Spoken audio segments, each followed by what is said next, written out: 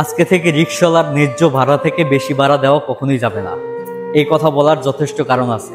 আপনি আমার কাছে জিজ্ঞাসা করতে পারেন যে এই কথা কেন বললেন। অবশ্যই কারণ আছে।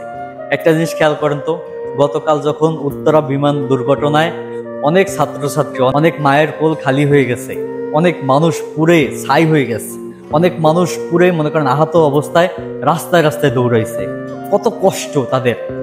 কালকে যখন এই দুর্ঘটনাটা হয় তখন এই মনে করেন উত্তরায় মনে করেন রিক্সাওয়ালারা 100 টাকার ভাড়া মনে করেন 150 টাকা চাইতে আছে, 50 টাকার ভাড়া তারা মনে করেন যে 100 টাকা চাইতে আছে, সিএনজি ওয়ালারা 1000 টাকার ভাড়া 1500 টাকা চাচ্ছে, 500 টাকার ভাড়া 1000 টাকা চাচ্ছে। মানে এটা একটা আফসোসের বিষয়, বুঝছেন? দুঃখ ছাড়া আর কিছুই বলার নাই। কারণ কি জানেন, দেখেন গতকালকে কত মায়ের কোল খালি হয়েছে।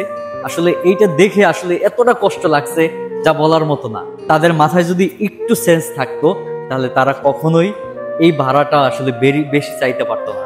আসলে এখন কি আপনাদের এই যে বিপদটা গেছে, এই বিপদের ভিতরে কি ভাড়া নিয়ে কোনো মানুষ যার ভিতরে শরীরে রক্ত আছে সে কি ভাড়া নিয়ে কি এখানে বাজিয়ে রাখতে পারে মানুষকে?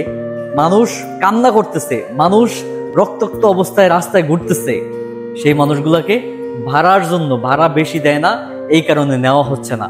এমনকি দেখেন এমন কেন বাংলাদেশের আমাদের দেশের মানুষগুলা, সত্যি কথা বলতে দেখেন আপনি যে এই যে যত প্রাইভেট কারগুলো আসলো তারাও কিন্তু হেল্প করতে পারতো। তারা নবাবের মতো বসেছিল, প্রাইভেট কার দিয়ে তারপর দেখতে গেছে, একটাবার চিন্তা করলো না এই মানুষগুলোর কি হবে, এই মানুষগুলাকে একটু হেল্প করি। এরা কোনোদিনও এই কাজটা করে নাই, বুঝছেন? কালকে এই বিপদে তারা একটা মানুষও এই হেল্পটা করে নাই। অ্যাম্বুলেন্স আসতে দেরি করতেছে, আর অথচ এই রিক্সাওয়ালারা দাম বাড়তি চাচ্ছে, সিএনজি ওয়ালারা দাম ভাড়া বাড়তি চাচ্ছে। তারপর হচ্ছে আপনার প্রাইভেট কার নিয়ে নবাবজাদারা, বড় লোকেরা, তারা রাস্তা দিয়ে যাচ্ছে, ওখানে দামাই দেখতেছে, আবারও একটা মানুষের প্রতি সাহায্যের হাতটা বাড়িয়ে দেয় না। সত্যি আসলে আমরা মানুষ হিসাবে ভাবতে ঘৃণা লাগতেছে। কারণ কি জানেন, আসলে বিপদে যদি আমরা মানুষ হিসাবে মানুষের পাশে না থাকতে পারি, আমরা মানুষটা কিভাবে দাবি করি? সত্যি কথা খুব দুঃখজনক। আপনি দেখেন স্ক্রিনে, মানে এদের দেখলে আসলে খুবই কষ্ট লাগবে আপনার আমার এতটা কষ্ট, মানে আপনার যদি শরীরে রক্ত থাকে তাহলে আপনারও কষ্ট লাগবে। কারণ কি জানেন, কার সন্তান দেখেন পুরে রক্তাক্ত অবস্থায় রাস্তায় ঘুরতেছে, কিন্তু তাদের হেল্প করার মতো মানুষ নাই। সত্যি দুঃখজনক ছাড়া আর কিছুই করার নাই। এই বাংলাদেশে আসলে আমাদের দেশ এমন দেশ যে বিপদে কেউর পাশে থাকে না।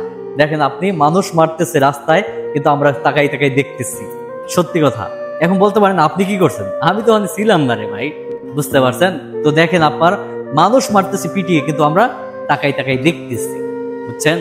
এটা হচ্ছে একটা বিবেকের প্রশ্ন আপনাদের কাছে। তাই আমি একটা কথাই বলবো, কোনো রিক্সাওয়ালাকে, কোনো মানে সিএনজিওয়ালাকে তার ন্যায্য ভাড়ার থেকে 2টা বেশি সিলার দিবেন না। কারণ কি জানেন, এই মানুষগুলো বিপদে কখনোই পাশে থাকে না। কিন্তু তাই বলে সব রিক্সাওয়ালারা যে খারাপ এমন আমি কইতাছি না। তবে ওই মানুষগুলোকে যাচাই করে নেন, যে মানুষগুলোর ব্যবহার সুন্দর, যে মানুষগুলো মানুষের প্রতি ভালোবাসা আছে, সেই মানুষগুলোকে 2 টাকা বেশি দিয়েন, কিন্তু কোনো অমানুষকে 2 টাকা বেশি দিয়েন না।